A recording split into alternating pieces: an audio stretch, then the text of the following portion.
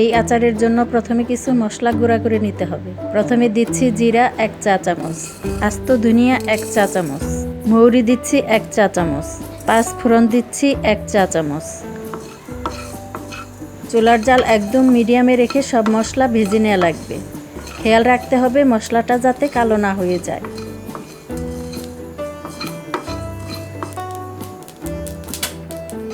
এবার ব্লেন্ডারে দিয়ে গুঁড়া করে নিচ্ছি, খুব মিহি করার প্রয়োজন নাই।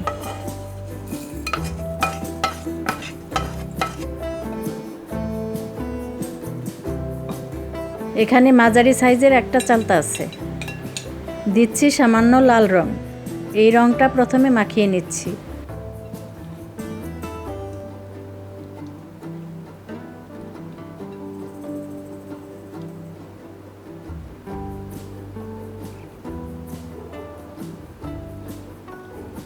এখন দিচ্ছি 1 চা চামচ পরিমাণ মরিচ গুঁড়া, ধনিয়া গুঁড়া 1/2 চা চামচ, আর সাথে দিয়ে দিলাম স্বাদ অনুযায়ী লবণ। এবার ভেজে নেওয়া গুঁড়া মশলাটা দিচ্ছি। মশলাটা দেওয়ার পর দিব সরিষার তেল 3 টেবিল চামচ। খুব ভালোভাবে চালতাটা মাখিয়ে নিতে হবে।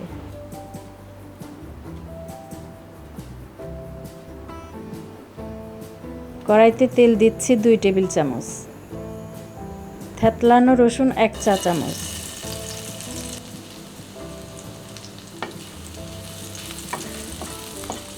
এখন নেড়ে দিয়ে দিলাম মশলায় মাখিয়ে রাখা চালতা।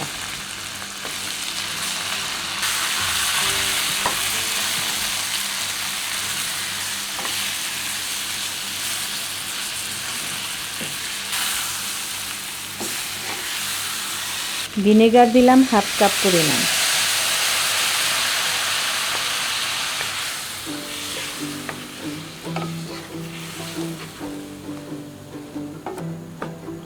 হালকা একটু নেড়ে দিচ্ছি চিনি 1/2 কাপ।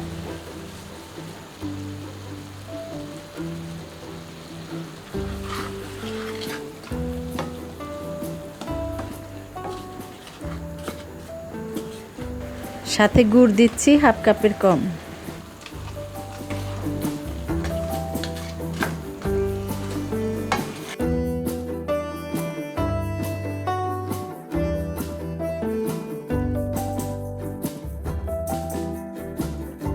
আবার ভিনেগার দিব 1/2 কাপ।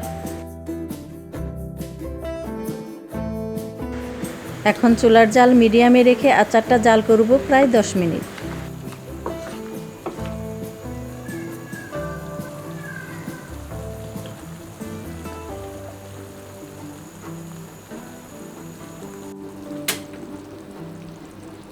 খাওয়ার আগে আচারটা অবশ্যই ঠান্ডা করে নিতে হবে। আর এই আচারটা খাওয়ার আগে উপরে একটু চাট মশলা আর আধা ভাঙ্গা শুকনা মরিচ গুঁড়া ছিটিয়ে নিলে খেতে কিন্তু বেশ মজার হয়।